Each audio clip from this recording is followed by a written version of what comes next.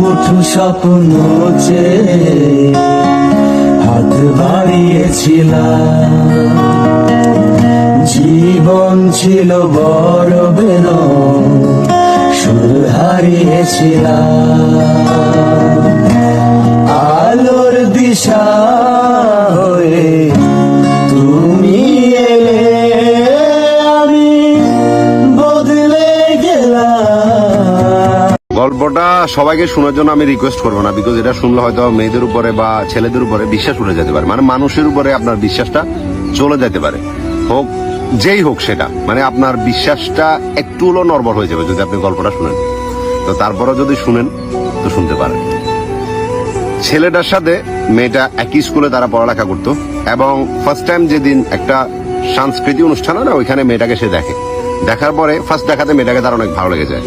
দেন ছেলেটার একটা বান্ধবীর মাধ্যমে স্কুলের মধ্যে মেয়েটার কাছে তার নাম্বার দিল, এবং এখান থেকে তাদের টুকটাক কথাবার্তা বলা শুরু হয়েছে। দেন কয়েক মাস তারা ফ্রেন্ডশিপলি কথা বলার পরে রিলেশনশিপে চলে গেল। কিন্তু মেয়েটার একটা শর্ত ছিল যে তাদের রিলেশনশিপের কথাটা কেউ কোনোদিন জানতে পারবে না। তো ছেলেটা ওটা অ্যাকসেপ্ট করে নিছে। দেন তারা দেখা করতো লুকায় লুকায়, কথা বলতো লুকায় লুকায়, মানে সবকিছু একদম পারফেক্ট চলতেছিল। এরপরে যাই স্কুল লাইফ শেষ হলো, কলেজে তারা একই কলেজে দুজন ভর্তি হলো। মোটামুটি কলেজ ফাঁকি দিয়া একটা বান্ধবীদের গ্যাং বানানিছে, বন্ধুরা সবাই মিলে একসাথে। তো কলেজ ফাঁকি দিয়া নদীর পাড়ে ঘুরতে যাওয়া, মানে এত সুন্দর রোমান্টিক ভাবে রিলেশনশিপটা চলতেছিল যেটা অতুলনীয় ছিল, যার সাথে আপনি কোনো কিছু তুলনা দিতে পারবেন না।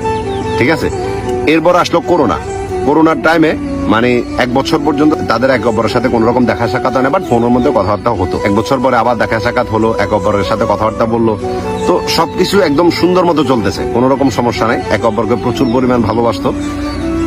এরপরে ছেলেটা কি করলো, তার ফ্যামিলিতে মেয়েটার কথা সবাইকে বললো। বলার পরে সবাই একদম, যদিও প্রথমে বিষয়টা একটু নর্মালি নেয়, বাট পরে সবাই সুন্দর মতো মেনে নিছে যে দেখি আমরা কেমন মেয়ে।